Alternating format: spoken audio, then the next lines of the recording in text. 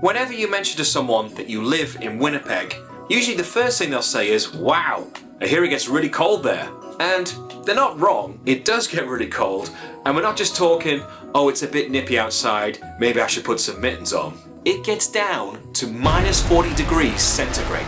And if you're wondering what that is in Fahrenheit, it's minus 40 degrees Fahrenheit. Yep, it's that cold that it's the same. It's even been known to be colder than the surface of Mars. And since I just moved from the UK to Canada, I thought I'd document how I survived my first winter in Winnipeg.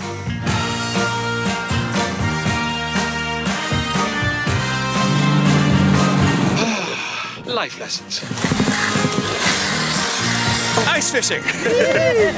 Today it is minus 31 degrees outside. They set up a restaurant on the frozen river. It's really good. It's great. It's really lovely. good. It's time for the jet dogs. Trying to eat my dog and then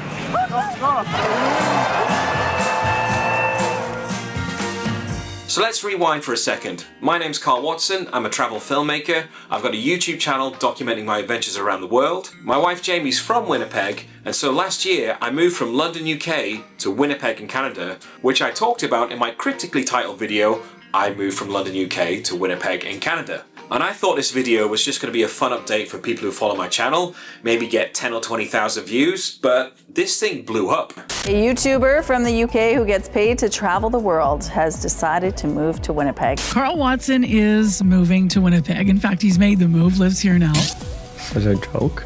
Nope. How do we get him on the show?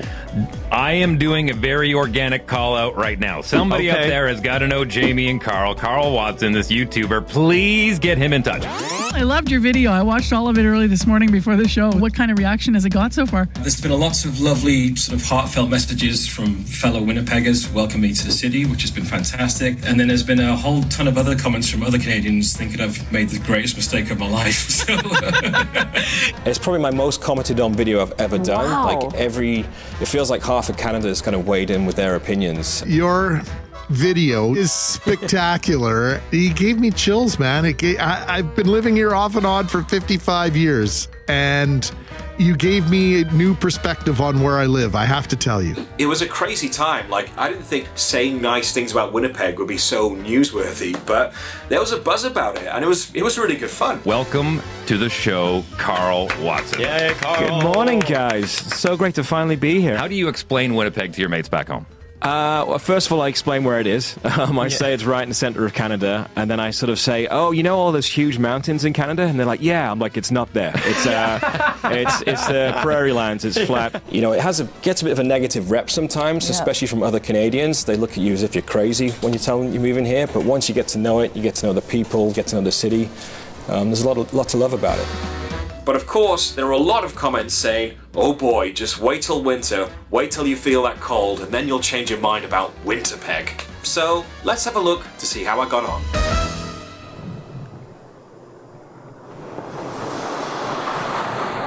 So yesterday we got 15 centimeters of snow, and today it's blue sky, so it's just like whole neighborhood's this gorgeous winter wonderland.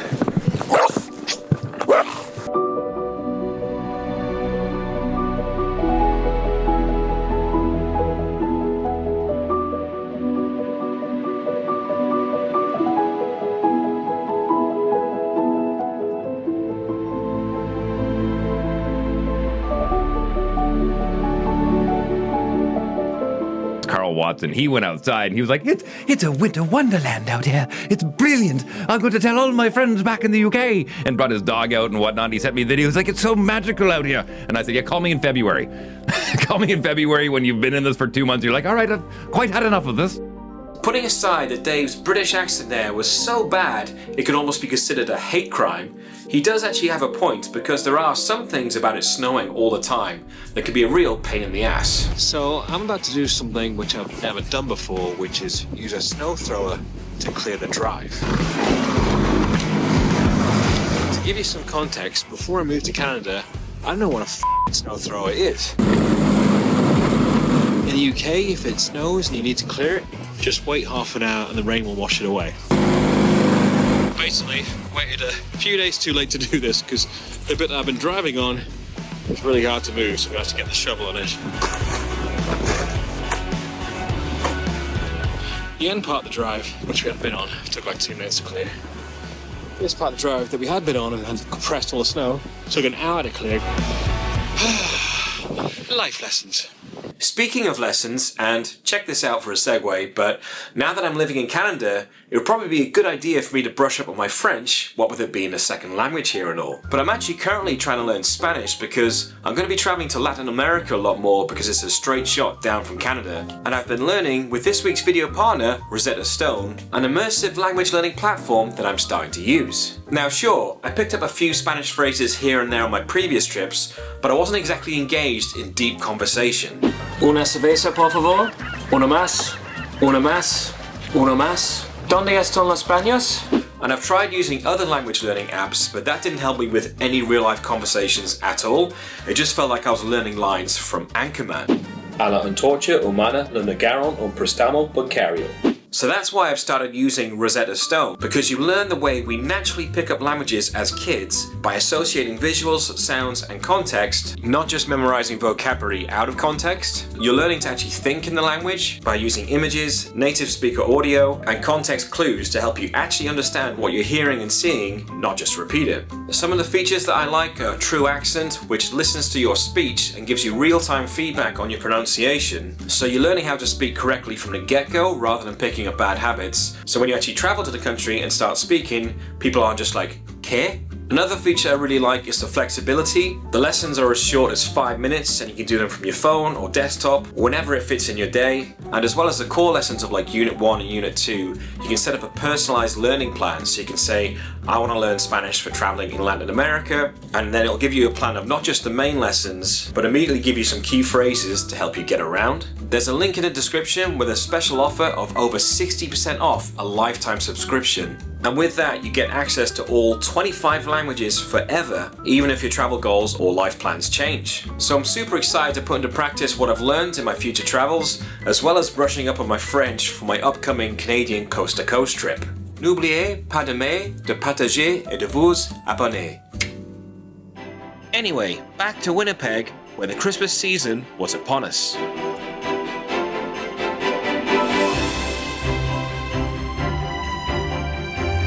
Jamie and I actually started our Christmas celebrations a couple of weeks early this year because we're going to be away over the holidays on our honeymoon. So we're at Next Door, which is where we had our Winnipeg wedding. We've got a lovely little Christmas market on and we've bought some brulee beers. It's like a stout. Not usually a fan of stouts, but this one tastes alright. But a dark chocolate cranberry. We've got Espresso martini. Espresso martini. You get the stout and then they just plunge the fire poker in and see what happens. So that's what we're going to do. Are you ready for your brulee? I am ready. Yeah. So it's meant to pour over a little bit. Okay. It's going to caramelize the sugars in the base, which will the flavor.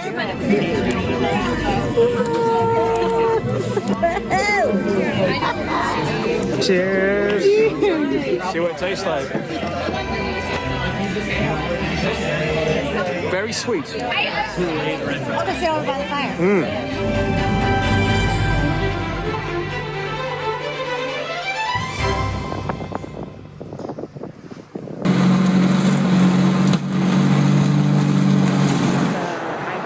Okay, so it's January 24th, it's minus 18 degrees outside, 23rd. So 23rd.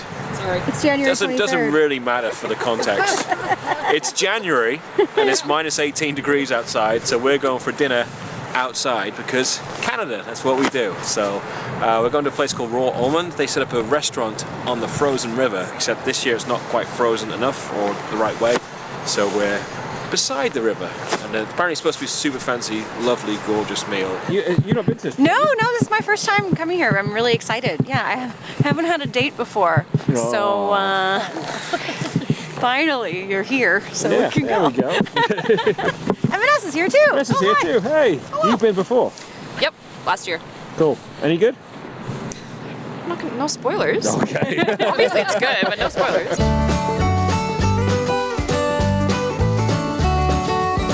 chefs that come and do Raw Almond are a combination of local chefs and also chefs that come from around North America / possibly the world. The world? Portugal last year. It literally takes a village to make this all come together. It's a whole community. And it's not just our community, it's communities stretching across far lands.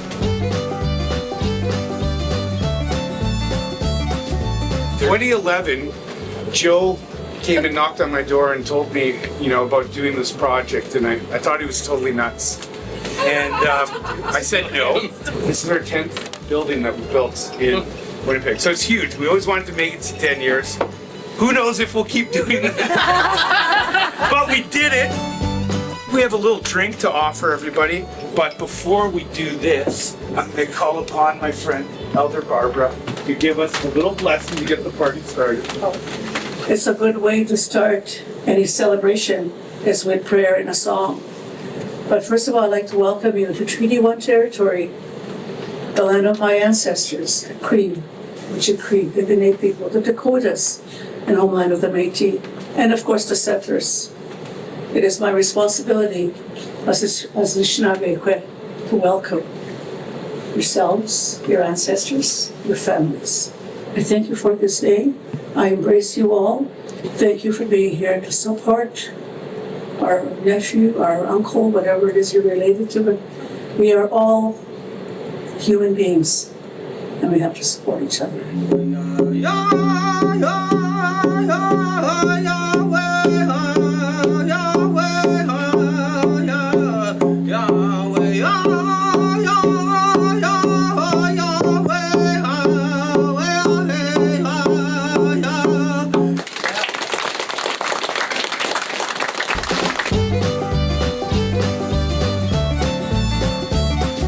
The whole evening was wonderful, and there's like this strange juxtaposition of an incredibly informal, relaxed, friendly, even family-like atmosphere, like chatting away with the other guests that you're sharing a table with. But the food was absolutely top of the line, like one of the best meals I've ever had. And we were treated to a 9-course menu. So the chef that we're having their menu tonight is from Michigan? Yeah. Michigan. We've got fact checkers over here. And come here just to experience cooking in the winter, on the ice, and all that kind of stuff, and putting together these really beautiful menus. It's phenomenal. It's phenomenal. And they have a wine called Born to Run, so bonus points for that. This is the elk tenderloin. And then this. The smoke. The smoke. Yeah. Amazing. It's like you cooked a perfect bit of meat and then left it by the fire, like the campfire, for a while. No, it's like you're eating it by the campfire. Yeah, but it's already soaked up But you're also like breathing in the smoke as you're eating it. Jamie's way better at describing food. It's really good. It's great. It's really lovely. good.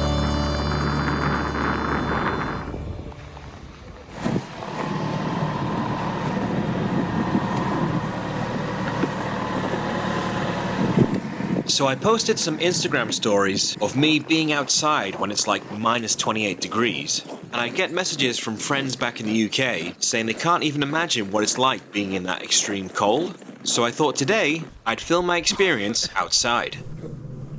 Rosie, do you want to go for a walk? Do you want to go for a walk? So, today it is minus 31 degrees outside and feels like minus 34 with the wind chill. I think some parts of the city with bad wind chill feels down to minus 45. But Rosie insists. So, we're going to go outside for a few minutes. Just a quick walk. Is that okay with you? Okay, good. Well, wrapped up and ready to go. The first thing you notice when you come outside is you take a big breath and it's like the oxygen isn't there. It's like but actually with these layers on it doesn't feel too bad. In terms of what I'm wearing, I'm not actually wearing any thermals. I'm just wearing like jeans, t-shirt, check shirt as always, and a hoodie. But then on top of that, I got snow pants, parka, and these gloves and hat and stuff, and some nice snow boots to keep my feet warm.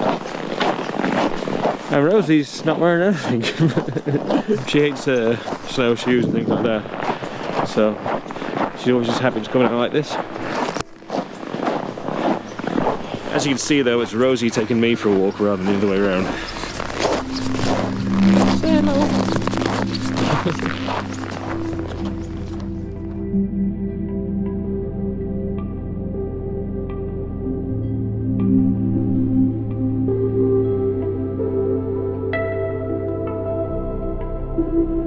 Coming from the UK where it gets damp cold, the UK it can be like +5 and you feel absolutely miserable because it gets through to your bones.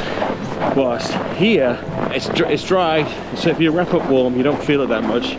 But also here everywhere has amazing central heating because they have to. So as soon as you get inside you're warm again. You're warm outside because you're wearing all the right layers and you're warm inside. So it's actually practically not that bad. Plus it's sunny. And like in the UK, oh, we got some deer over here. Oh, look at that.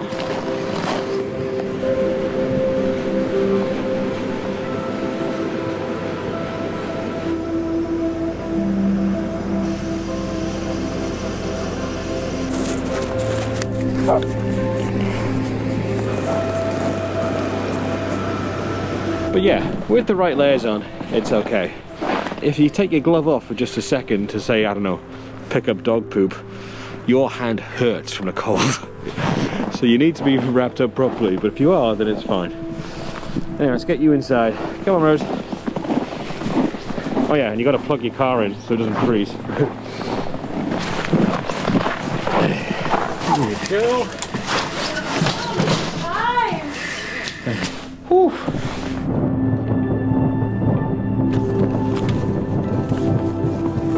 So today we've come up to near the town of Selkirk, which is just north of Winnipeg, and we're going to do a very quintessentially Canadian activity, which is ice fishing. Ice fishing. I know what ice fishing is! Sorry, you seem like a little bit of a indoor YouTuber to me. No, I'm always outdoors, just in the summertime. I'm not used to this. One of many firsts today, just driven onto a frozen river and we've parked up. It's not like we've only come to do this, there's like 100 other cars, or maybe 200 other cars and tents set up. Just what people come do on the weekend, you know. Okay, loving this. This is hard, trying to get one of these in.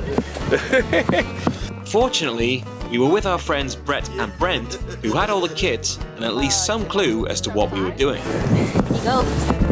What have we got there? Tell us what we got there. We got a buddy heater. Little buddy heater. Keep it nice and warm. Nice and toasty. Oh yeah. Oh yeah, nice and toasty. Oh yeah, like it'll heat up really quick. What have we got here? That's our auger. I could probably do one hole here. And we could probably do another hole in that corner. Woo! Drill, baby, drill! Yeah. How thick is the out? Right there. I can guess. 2 feet. 2 feet. Foot and a half, maybe. Oh wow. Cool. That's not that much at all. No. That's not what you want to hear when you and your car are on the ice. You only need 8 inches to have a car. It's twice as much. We can take a semi out here. Canada. Canada. Not fun. Right, you made it look so easy. Oh, I'll make it look easy in the edit. And then it'll just be a weird crack as it falls through. Stuck. There it is. Hey! Hey! Yep. Whee! I drill hole in ice. Now we fish, find food. Now we get beer. Oh. Ice fishing. But yes, we're getting set up inside. We're digging some holes. We've got a little fire going. We're gonna put some speakers on, have some tunes, have some Caesars, some beers. Try and catch some fish. And that's all before 11 What do you a.m. want? My first time fishing, I think I'm doing it right. Anyway, we got some beers that do float because we dropped it in the ice hole by mistake. Yeah, I'll demonstrate. I was worried that wasn't coming. This is Flying Otter, my favourite local lager made by Trans-Canada Brewery. They have not sponsored us, but if they're watching this and they want to send me a lot of free merchandise and free Flying Otters, then get in touch. Worth a try. I'm like, do the plug, buddy, do the plug. It's a taste of Canada. Got to milk it. On the last video, we had this local merchandise company. Like, they saw it and they went, "Oh, we'll send you some free T-shirts and stuff." I was like, "Oh, amazing! Here's our address." And they went, "Cool, we'll send it right out." And then it never showed up.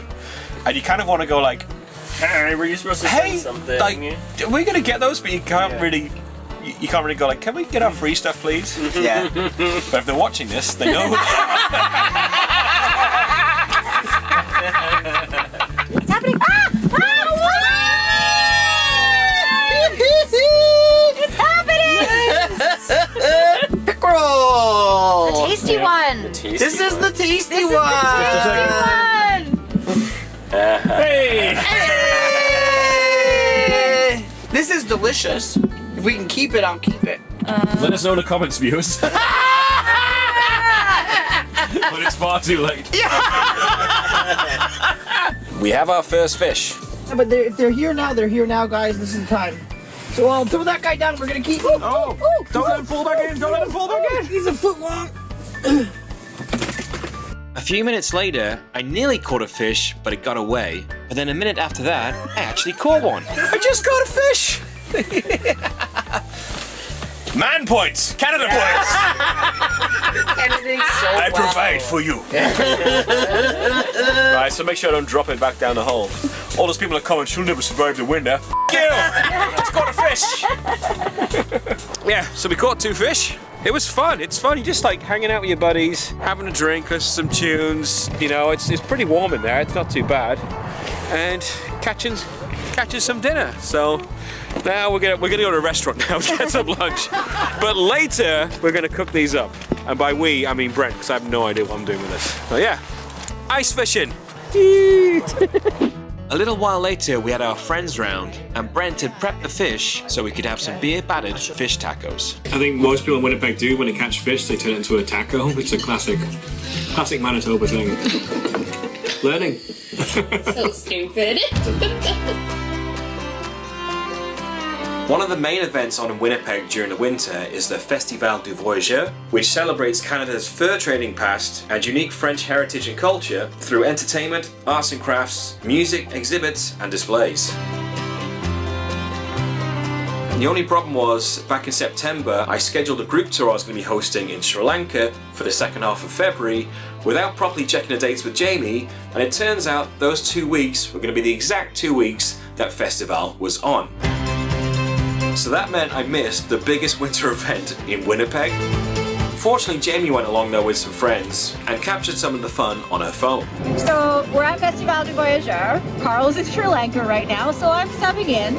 I have an ice glass filled with caribou, which is a fortified French red wine or Quebecois red wine. And you have to drink it in an ice glass at least once while you're at Festival. So cheers.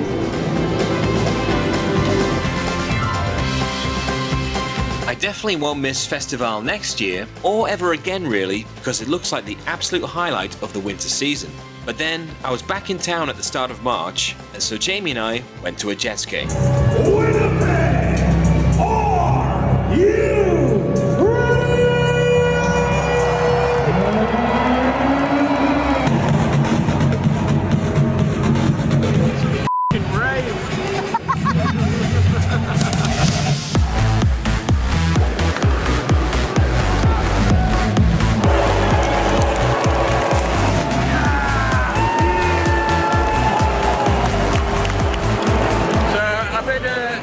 Jets game. Photo moment. Say hello. Alright, third Jets game. Couple observations. One, it's way easier to follow the puck at the game than it is on TV. Correct. That is very correct. And then also, the atmosphere It's so different to football in the UK. Football is just, the crowd just does songs the whole time. That's what the atmosphere is, the crowd doing songs. Here, there's no songs, there's a chant, go Jets go, but there's a lot more production to it, which is true of all North American sports. It's like much bigger production, the timeouts and the pauses and all that. It's just an amazing atmosphere, but it's just so different to what I'm used to in the UK.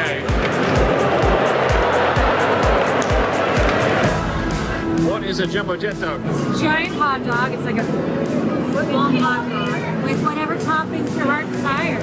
I might go for chili. Yeah? You get the classic pierogi, I'll get chili. I'm eating pierogies because that's my heritage. Yeah, it's time for the jet dog.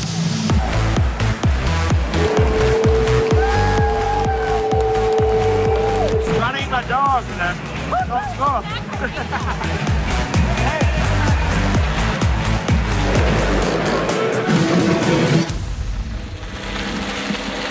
Well, it is March the 8th and it's 2 degrees outside, which is unseasonably warm for this time of year, but we're going to be heading out to the lake for the weekend. And look, Rosie's looking at me being filmed. So what are you doing? Someone's very excited. Very excited. Hold on, bugs. Wait. Trust you. Go on. Good girl. Yeah, my first time being out here in the winter, and it's really something special to see.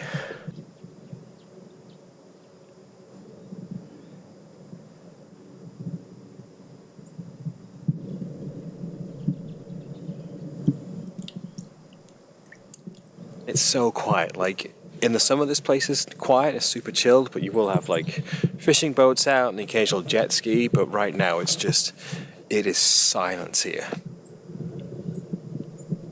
Now there is some snowmobiles out on the lake way over there. Yeah, they have some like snowmobile tracks, like routes you can go all around the lake in the areas here. And obviously out on the lake when the conditions are right. But yeah, this is so beautiful.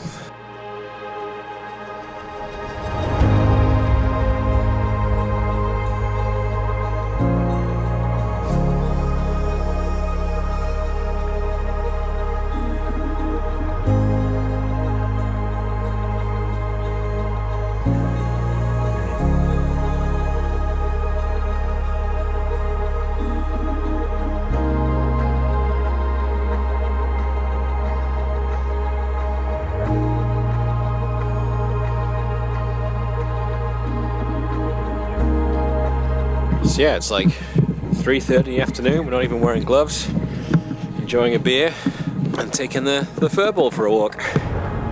Rosie.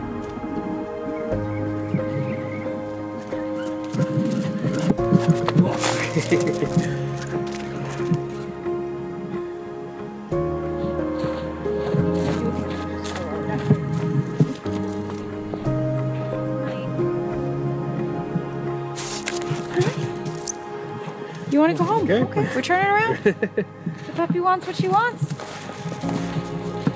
So when you're out here in the winter, it's amazing and it's quiet, but you also never really know what kind of wildlife is out here. So there have been bears out here, there are wolves sometimes, and in the winter, then there's not a lot of people around. Sometimes the animals are here. So when Rosie doesn't want to go any further, I'm inclined to listen, just in case. So we're going to turn around. Lead the way, Rosie. No, that's not where we live. This way. So I'm about to do what is apparently a very Canadian thing, which is grilling outside in winter. Now, granted, it's like -2 right now, so it's not really it's not really the extreme colds of winter. But yeah, I love grilling, so that's what we're gonna do. Rosie's just chilling down here whilst I'm cooking up. This is looking so good. So good. Dinner served. Oh yeah. Oh yeah.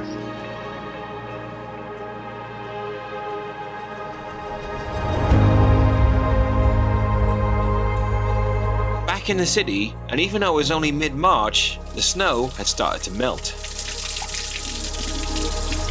So I'm probably the only person in Winnipeg that's annoyed that it's melting already, because I had a lot more stuff planned to do for the video, you know.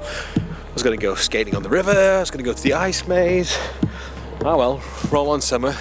The thing is, during the melt, this period, there's no sugarcoating it. It looks disgusting. It's just like grey and sludgy and dirty everywhere. But once the summer comes around, that's when Winnipeg really gets to shine.